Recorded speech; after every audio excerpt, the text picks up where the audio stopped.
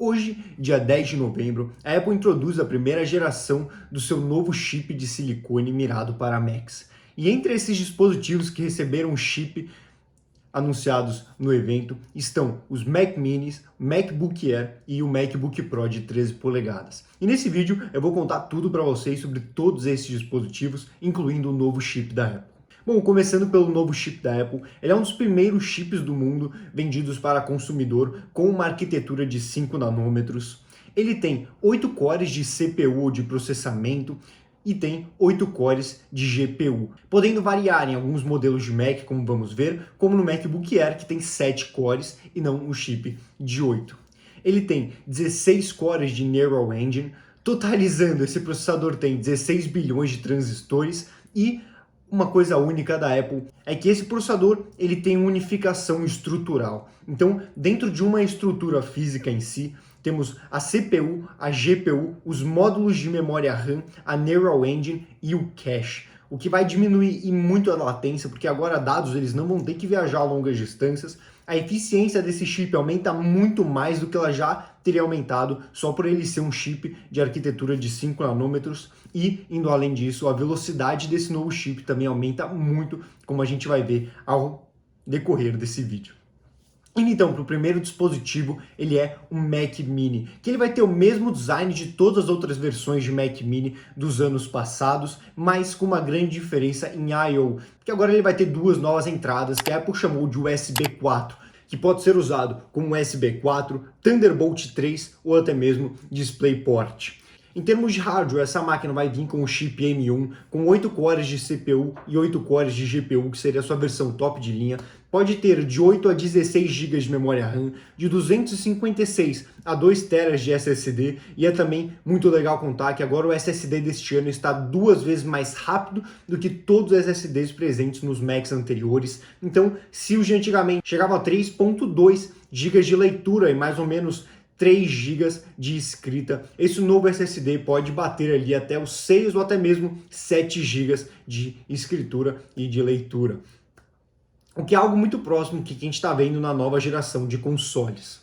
É também muito importante dizer que com essa nova entrada, esse Mac Mini agora, ele tem suporte para o Pro Display XDR, chegando até a resolução 6K a 60 frames. Esse Mac Mini ele também ganhou a nova geração de Wi-Fi, pode-se dizer assim, que seria o Wi-Fi 6, e ele começa no Brasil a um preço de R$ 8.699, o que é R$ 5.000 a menos do que a versão de entrada do Mac Mini do ano passado, que tinha o processador da Intel. E o único malefício desse computador, para quem vai querer utilizar ele para edição de vídeo e também para renderização de objetos 3D, seria a memória RAM, que como o processador é unificado, essa memória RAM é compartilhada entre todos os componentes, e ela tem no máximo de 16 GB, é algo muito ruim. E caso você ainda queira um Mac com mais memória RAM, é muito interessante também saber que os Macs de Intel ainda estão disponíveis para venda na loja. Eles têm um preço mais alto, mas conseguem chegar até 64 GB de RAM.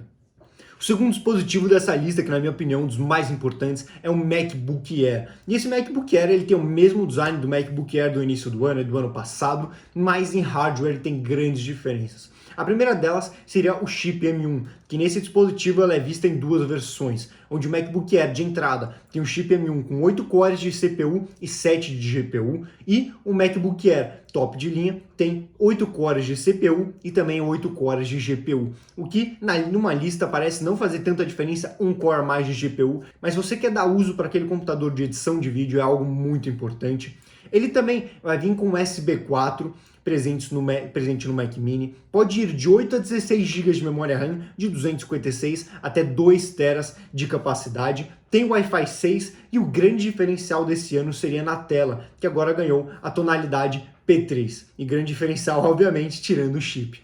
É muito importante citar também que uma consequência desse chip é o novo processamento de imagem que a Apple trouxe, que vai trazer ferramentas como balanceamento de cores brancas, redução de ruído na imagem, tanto em fotos tiradas com a câmera quanto em gravações, e também vai melhorar o contraste dessa câmera. Então, por mais da Apple não ter melhorado a câmera e ainda ser 720p, ela vai ter uma melhora na qualidade de processamento. E ele também ganhou um novo sistema de microfones já presentes nos MacBook Pros de 16 polegadas, que segundo a Apple é um microfone de qualidade estúdio.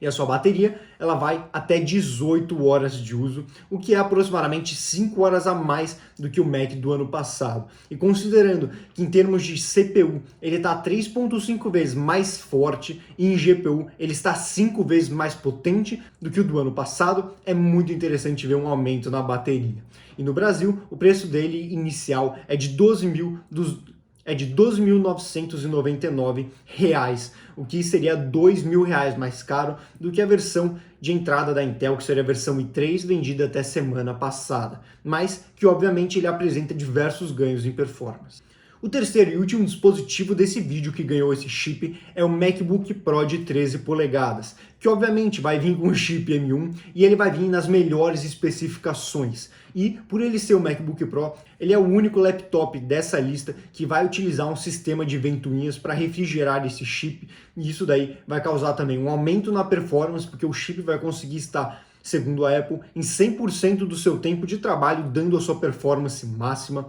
Como todos os outros dispositivos citados aqui, a memória RAM dele vai de 8 até 16 GB e em capacidade ele pode chegar até 2 teras. Ele continua tendo o chip de Wi-Fi 6 presente nos outros dispositivos e não ganhou as 4 entradas do MacBook Pro de 13 polegadas top de linha do ano passado, ficando com apenas 2 entradas, mas que dessa vez são USB 4. E o grande diferencial desse notebook, deixando de lado obviamente o chip, é a bateria, que comparado com o do ano passado, ganhou 10 horas de uso a mais, podendo chegar até 20 horas de uso, o que representa 2 horas a mais do MacBook Air apresentado com o mesmo chip. E o preço de início dele é de R$ 17.299. E é muito interessante também, antes de eu finalizar o vídeo, contar para vocês a comparação deste MacBook Pro de 13 polegadas com a sua versão anterior, é que todos os preços no site da Apple Brasil foram atualizados e agora eles consideraram a alta do dólar